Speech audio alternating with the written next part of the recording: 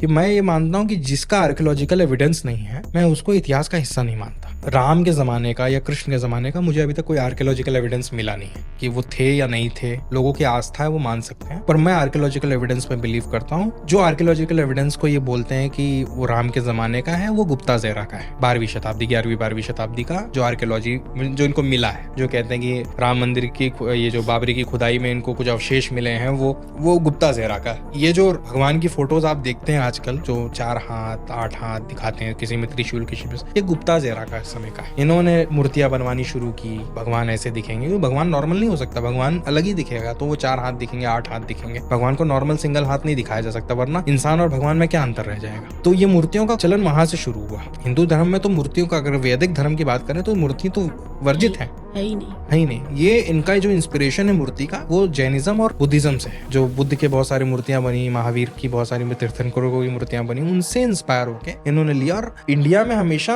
Religion को sect के रूप में देखा गया है। शैवाइट्स और वैष्णवाइट्स में बहुत लड़ाइयां हुई है भारत में। जब शैवाइट्स जीतते थे तो विष्णु के मंदिर तोड़े जाते थे, विष्णु जीतते थे तो वो शैवाइट्स के मंदिर तोड़े जाते थे। It was not about religion war, it was a cultural war. कि आपको आपके कल्चर की सबसे महत्वपूर्ण चीज को हम ध्वस्त कर देंगे तो आप इससे परेशान हो जाएंगे। ये बड़ा मसला था। प्रॉब्लम ये है कि हमारे यहाँ 140 से ज्यादा रामायण है। अच्छा, उसमें कॉन्ट्रडिक्शन है, बहुत सारे कॉन्ट्रडिक्शंस हैं। 140 रामायण है हमारे देश में। बहुत सारे अपने अपने पॉइंट ऑफ व्यू के रामायण है। दक्षिण भारत में कुछ रामायण है, हिमाचल में एक लाहौली रामायण आती है। में लाहौल में रावण जो है वो सीता के पिता है। राम को प्यार हो जाता है और वो मानते नहीं है, तो फिर वो लंका वाली युद्ध होती है। तो सबके अपने अपने इसमें नैरेटिव है। मैं इस पर इसलिए नहीं बोलता इसलिए ज्यादा